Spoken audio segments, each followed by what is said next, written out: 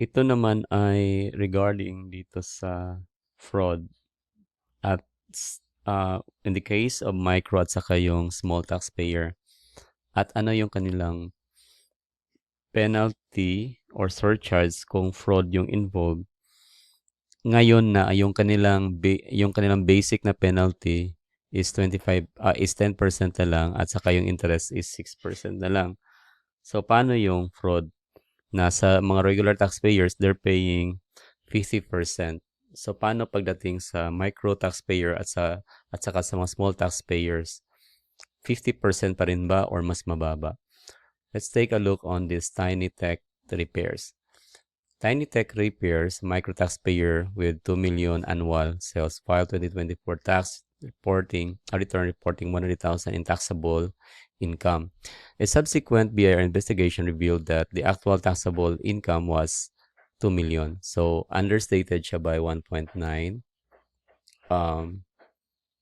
Income tax reporting, 1.9. So, ang kanyang taxable income underdeclared by more than 30%. That's almost parang mga 90% na siguro yan. Or at least 90%. So, ang ating, the underdeclaration exceeded 30%. Ito yung kasing yung threshold natin na pag yung underdeclaration natin ay lumampas or lumampas sa 30%, mayroon na yung tinatawag na implication na fraud. Actually, that is considered na as a fraud pag ganon. So, pag fraud, subject na yan siya into different na surcharge. Hindi na yung normal na 25% or 10%. So, ngayon, accordingly, yung mga underdeclaration na yan will constitute as a prima facie evidence of fraud. Kumbaga, yun na yung pinakabasihan na mayroong fraud kung ganun yung underdeclaration. So, the basic deficiency, tax deficiency in here is 400,000. The assessment includes a 50% surcharge of fraud. Okay? 50% yung chinarge ng BIR dito.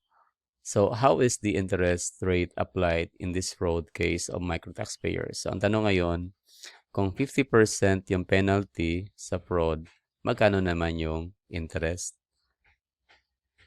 Okay. Ito yung sa penalty surcharge. Paano naman yung sa interest? So, yun yung tanong natin dito. So, sa interest, kung ganun, ay kung babalikan natin yung teorya, yung law, yung batas dito, tungkol dito, ang sabi is, according kasi sa EOPT, yung ease of paying tax, yung okay, just like to inform na yung EOPT natin, yung ease of act is 11976 RA.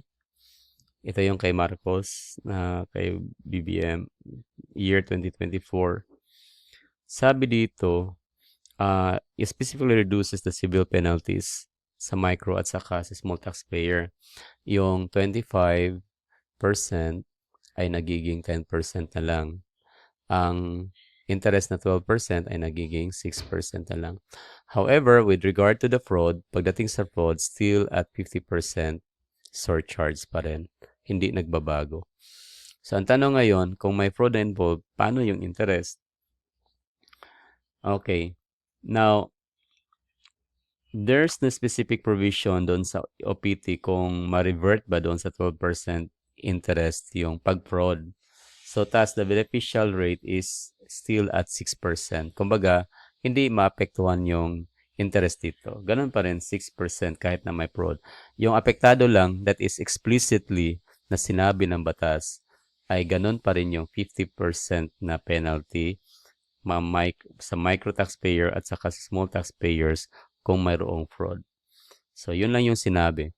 Kasi pagdating kasi, if there is a penalized, it must be explicitly stated na there is no doubt or any ambiguity as to the statement. It must be simple and plain to be understood.